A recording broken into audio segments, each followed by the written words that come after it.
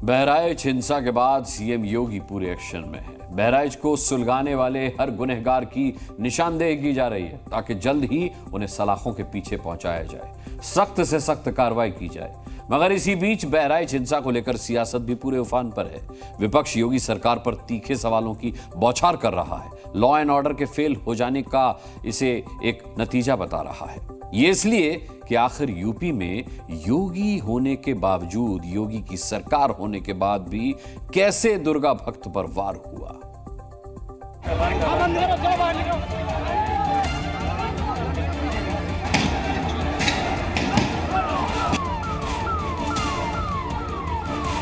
उत्तर प्रदेश, जिसके मुख्यमंत्री योगी आदित्यनाथ हैं, जो सियासत से परे खुलकर डंके की चोट पर हिंदुत्व की बात करते हैं, हिंदुत्व की रक्षा के लिए अपना सब कुछ न्यौछावर करने के लिए तैयार रहते हैं, मगर सीएम योगी के सूबे में ही मूर्ति विसर्जन के दौरान जबरदस्त हिंसा हुई।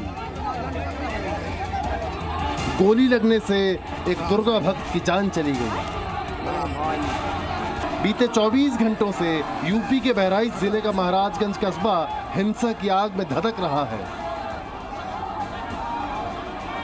बीती रात मूर्ति विसर्जन के दौरान हुई हिंसा भड़की, जिसमें एक युवक की मौत के बाद बवाल बढ़ता ही चला गया और तभी से ही सड़क पर उपद्रवियों का तांडव जारी है। जगह जगह से आगजनी और हंगामे की जबरदस्त तस्वीरें सामने आ रही हैं।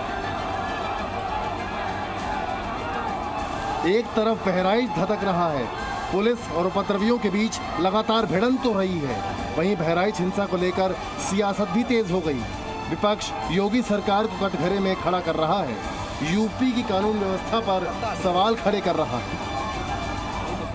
प्रशासन को खुद लॉ एंड ऑर्डर को बेहतर बनाने के लिए लोगों की नज़र में ये जायज संदेश कि हाँ, प्रशासन काम करता है, एक्ट करता है, और बहराइच या और जगह जो घटनाएं हो रही हैं उसकी जिम्मेदार अगर कोई है तो शासन है, प्रशासन है, और इनकी वोट की राजनीति है, जिसकी वजह से ये जानबूझ करके करा रहे हैं। देखिए, पूरे प्रदेश में जंगल राज कायम है। मैं पहले भी आप लोगों से कहा हूँ, फिर कह रहा हूँ, बहराइच के अंदर गोली चल रही है, वहाँ विवाद हो रहा है।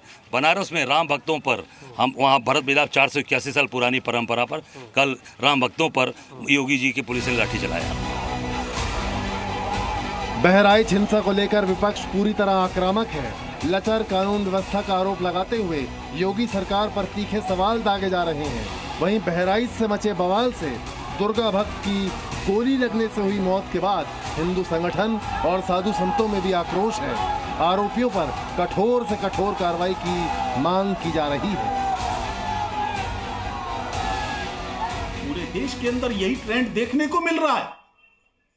कभी दुर्गा विसर्जन के जुलूसों पर हमला कर रहे हो, कभी गणेश विसर्जन के जुलूसों पर हमला कर रहे हो, कहीं गरबा के पंडालों पर हमला हो रहा है, कहीं पर दुर्गा पूजा के पंडालों के ऊपर भी हमला करके प्रतिमा को अपमानित करने का प्रयास कर रहे हो।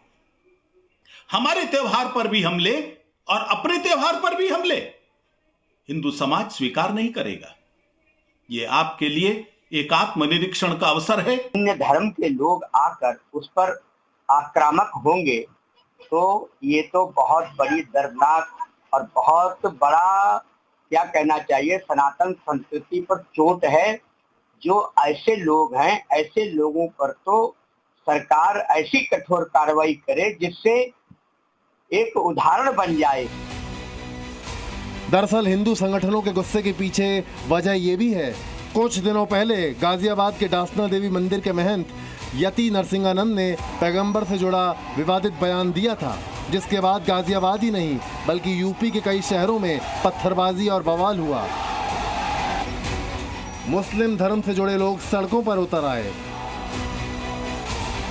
मगर जिस तरह बहराइच में दुर्गा विसर्जन यात्रा के दौरान पत्थरबाजी हुई, जिस तरह एक दुर्गा भक्त को मार दिया गया, बावजूद इसके सब मौन हैं। हालांकि बीजेपी और यूपी सरकार ने आरोपियों पर सख्त कार्रवाई का आश्वासन दिया है। पिछले कुछ महीने से कुछ ताकत बढ़ गई है, कुछ शक्तियों की। ये कौन सी शक्तियां थीं जिनकी ताकत बढ़ी है? ये कौन सी शक्तियां हैं जो भारत को कमजोर करना चाहती हैं?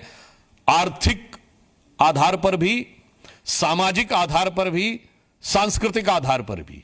मैं सारे देश से अब विचार करने के लिए कह रहा हूं कि पिछले 4 महीने में ऐसी घटनाएं क्यों हो रही हैं। कानून से किसी को भी खिलवाड़ करने की इजाज़त नहीं है। जो भी दोषी होगा, जांच चल रही है, कड़ी कार्रवाई होगी। स्थिति सामान्य है और दोषियों की पहचान की जा रही है। मुख्यमंत्री अनुशासन का पालन करवाने में यदि पुलिस के अधिकारी कर्मचारियों पर भी लापरवाही पाई गई तो उन पर भी कड़ी कार्रवाई।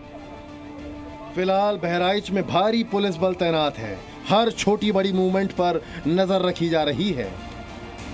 किसी तरह की चूक ना हो, इसके लिए सीएम योगी ने मोर्चा संभाल लिया है और पूरे एक्शन में है। मौजूदा हालात को देखते हुए इंटरनेट सेवा बंद कर दी गई है। लेकिन गौर करने वाली बात यह है कि बहराइच में यह हिंसा ऐसे वक्त में हुई है जब राज्य में 10 विधानसभा सीटों पर उपचुनाव की तैयारियां चल रही हैं। आशंका ये है कि जल्दी ही चुनाव आयोग तारीखों का ऐलान कर सकता है। ऐसे में सवाल खड़ा हो रहा है कि दो समुदायों के बीच जिस तरह इस घटना ने बड़ा रूप लिया है, उसके पीछे की वजह कहीं उपचुनाव तो नहीं। ब्यूरो रिपोर्ट, जी मीडिया। जी न्यूज़।